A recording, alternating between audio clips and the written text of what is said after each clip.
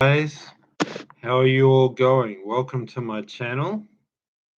I hope you guys are all having a really good day or night, wherever you are in the world. So let's get into the video then, shall we? First, I want to review the quarterfinals of the Australian Open and then I'll preview the semi-finals. So Nadal played against Shapovalov. Nadal was serving great, getting the 1-2 punches, hitting the forehand great, attacking Shapovalov's serve, starting the point ahead, dictating with the forehand. Shapovalov, to not be dominated in the rallies, had to go for too much, made a whole bunch of errors. 2-0. The heat starts to affect Nadal. Then Nadal is playing at a very low level, third and fourth set. Then in the fifth set, Nadal just serves very well, hits the forehand behind the serve, and just does enough to hold every service game by serving a high first serve percentage, by serving well, and by hoping Shapovalov got nervous and had a bad service game where he could break. Shapovalov does have a bad service game to start the set, and then Nadal just serves a high first serve percentage, hits the forehand, and does just enough to hold serve every time to win the set. But he was definitely affected by the heat. He was definitely far from his best, but serving well enough just to hold serve throughout the set and getting that one bad service game from Shapovalov. So Nadal moves through with that win.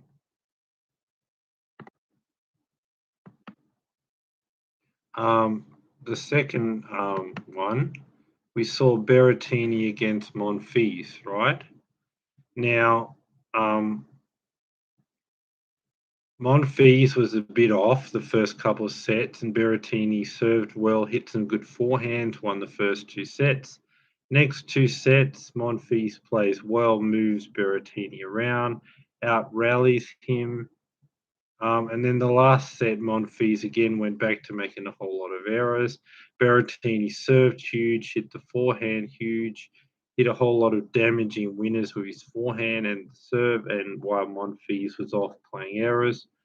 So that's 5 sets to Berrettini. That's just the other quarterfinal. Sinner against Tsitsipas. Like I said, Tsitsipas dominated with the serve, but then having the forehand, the powerful forehand to finish the points and take control of the rallies. And then when he gets control of the rally, the volleys to end the point behind the forehand is what won it for him. In the 50-50, Tsitsipas had that powerful forehand to take control of the rally, which was more powerful than any of Sinner's rally shots. And then when he gets control, he has a better volley to end the point. Whereas when Sinner's in complete control of the point, needs to get into the net to finish, doesn't have that level of volley to end the point. Whereas when Tsitsipas is in control, has the volley to end the point. But from the 50-50 situation, he's got the forehand to take control of the point and then the volley to finish it off. Just better finishing of point. From in the rally, the forehand to get control, and then when you got control, the volley to end it. Whereas Sinner didn't have a forehand or a backhand on that level of Tsitsipas to get control of the point or a volley to end it. And he was just, Tsitsipas was doing the same thing, but better, a bit better serving, the forehand to end the point a bit better, the volleying a bit better, the defense even a bit better, and just playing the same attacking style but doing a bit better. So 6-3, 6-4, 6-2. He wins that one. Then Medvedev beats Aliassim 6-7, 3-6, 7-6, 6-4. So Medvedev was quite off and quite tired, right? And I felt like not playing anywhere near his best. Aliassim was serving, attacking, dominating the points with the forehand. But then the third, fourth, and fifth sets, Aliassime gets nervous, goes for too much, makes a whole lot of errors, while Medvedev serves well, a high, a high first, yeah, a high first serve percentage from Medvedev, and just getting 3 points, just dictating all the rallies, and it's very easy for him to hold serve. Whereas when Medvedev gets a decent amount of returns back on the court, Aliassime in the rallies gets frustrated with Medvedev's defense and consistency, goes for too much, and makes errors, right? So that's what we really saw in this match. Medvedev just having to get the ball back, get him into a rally, and hope for Aliassime loses patience, goes for too much, gets the errors, gets the break, and on Medvedev's serve, 3 points, 1-2 punches, rallies at Medvedev starting ahead and moving him around. And the third, fourth, and fifth set, Aliassime just nervous, hitting mistakes, going for too much. So now I'm going to preview the two semi-finals, right? First, Nadal against Berrettini. Now, when we look at how Berrettini has went against Djokovic, for example, lost in the French Open quarterfinals, the US Open quarterfinals, Wimbledon final. What did Djokovic do? His return is good enough to get Berrettini's serve back into play, force him into a rally, move him around, expose his lack of movement, find his backhand, right? So Nadal, similar in some ways, um, I would say, to Djokovic, where he can get enough return of serve of Berrettini back and force Berrettini into a long rally, which he doesn't like, and then move the big guy around and expose the lack of movement. The disadvantage to Nadal to Djokovic is maybe Nadal might get a few less, a few yeah, he might get a few less returns than what Djokovic would have got against Berrettini, but almost as much. So he'll be able to get a lot of returns and force him into a lot of rallies, right? But the advantage is to Nadal when he does get the return, does get Berrettini into the rally. Nadal's got his favorite, a powerful forehand, which is his favorite shot to finish points, and that's more powerful than any Djokovic shot, right? So he has the ability to hit the forehand strong across court and constantly be finding Berrettini's backhand. So one, he's going to be getting Berrettini's serve back, force him into rallies, just like Djokovic does, move him around, expose the lack of movement. But two, in the rally, Nadal's going to have a huge forehand as a finisher, which is better than any Djokovic shot to finish. And the best forehand that he has is the forehand across court. So he'll have this powerful forehand that can finish points in the rallies, and it's always going to be targeting Berrettini's weaker side, the backhand, the one-handed backhand. And Djokovic doesn't have a forehand across court to hit it really hard and expose Berrettini's backhand. So Berrettini's going to face all the problems of Djokovic. Good return, Nadal forcing him into rallies, moving him around, exposing the lack of movement. But then Nadal's going to have a great forehand across court with a lot of power to target Berrettini's weaker side, the backhand in the rallies, which will make it even harder for Berrettini. I think Berrettini will get one set with power serve, huge forehands. But I think Nadal serving, getting short balls, moving Berrettini around with his forehand, exposing his lack of movement in the rallies. Then on Berrettini's serve, getting enough returns back in play, forcing Berrettini into rallies like Djokovic does, moving him around, expose the lack of movement, but having that great forehand across court, targeting Berrettini's one-handed backhand. So it'll be like Djokovic's um, match, but with the return and the forcing him into rallies and moving him around, but then with the forehand across court into the one-handed backhand of Berrettini.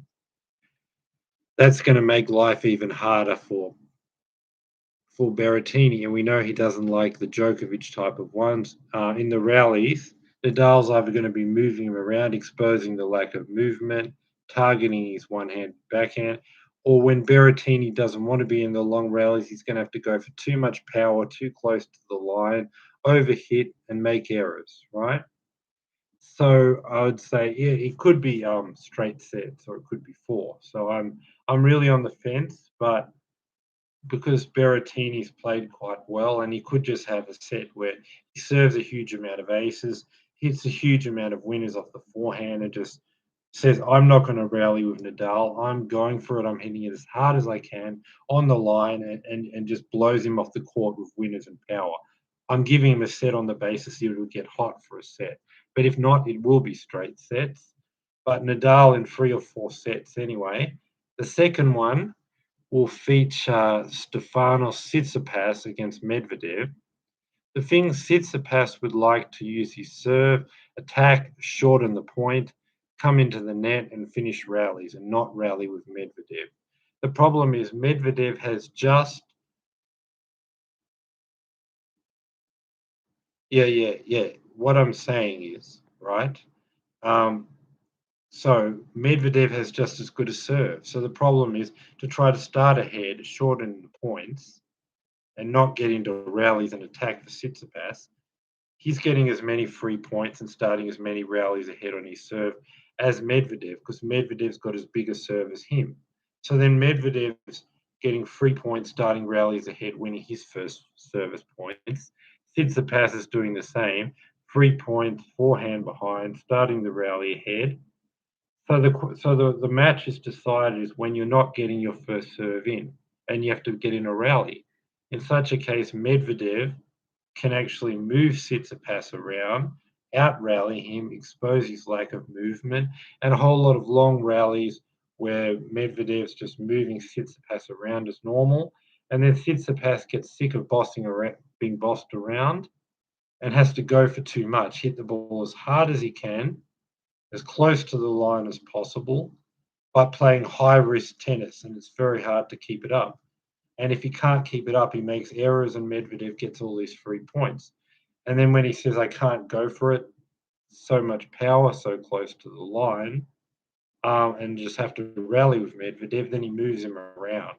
But again, it's Tsitsipas wanting to attack, shortening the point, but Medvedev serving just as well. They're both winning on first serves. And then when you're not starting the point ahead, the second service points, the rallies, either Medvedev out rallying him, moving him around, and Tsitsipas not wanting to be in the long rallies, being moved around, going for too much power, too close to the line, going for too much, making errors, then reining it in, and then Medvedev move him around.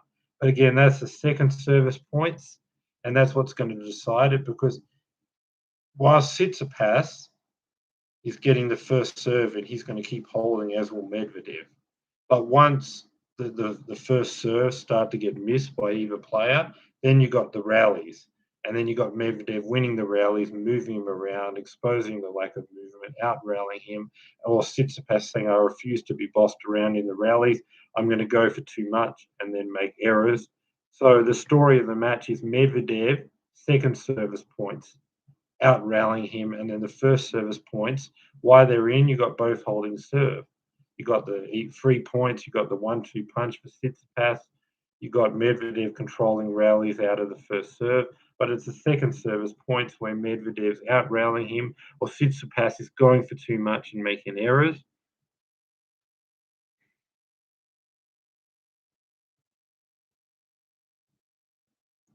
So yeah, and but what I'm going to say about this match, because Tsitsipas is at his absolute top level, serving, hitting the forehand, finishing the point, it'll stand him in good stead to be in less rallies at least, and just blow Medvedev off the court for a set or two. So I'll give him 2 sets, but I'm saying Medvedev's going to win this in a fifth set, and just going to get through. But Tsitsipas is on fire. But the problem is when he misses his first serve, he's in a rally, he's trying to win a rally against Medvedev to hold serve. Not that doable, but when Medvedev misses his first serve, he can just out rally Tsitsipas anyway. So he wins off the first serve, misses the first serve, still wins the rallies. Whereas Tsitsipas is dependent on that first serve, misses it a few times in the game. Medvedev gets him in a rally, out rallies him. But because Tsitsipas is on fire right now, I'm going to say he pushes it all the way to a fifth set. But again, the second service points, Medvedev being the better rally and Medvedev moving him around. Medvedev, great defense, so Tsitsipas has having to go for too much power, too close to the line, too many errors, or Medvedev moving him around, winning the rallies. That's the second service points. They both win the first service points. So I think we're going to be left with a Medvedev-Nadal Australian Open final. It's right in saying that that would be a harder matchup for Nadal, but I just think that Medvedev doesn't have a huge amount of power in the rallies, pushes it around a bit, and then if Nadal can dominate with that forehand, that one shot to take control of a rally and overpower the other guy and move him around and dictate rallies, he has that ability in a way that Medvedev doesn't in those long rallies. But Medvedev would be a tougher match than Tsitsipas. But I'm going to come back in 2 days and I'm going to preview the Australian Open final, which should be Daniel Medvedev of Russia versus Rafael Nadal of Spain. So the finals are going to be on Friday, tomorrow. So look out for a video, but Friday, Saturday, depending on what time zone you are in the world. I'll be previewing the Australian Open final. So subscribe, bell notification, thumbs up. Have a great day, night, wherever you are in the world. And please subscribe and hit the bell notification and thumbs up because I'm going to be previewing the Australian Open final on Friday or Saturday in 48 hours. Friday, Saturday, depending on where you are in the world, but 48 hours from now. So please subscribe and please be back for my Australian Open final preview. That's my video for today. Thanks for watching and bye for now. Subscribe, guys. Thanks for watching. And be here for my next video, Australian Open final preview. Bye for now.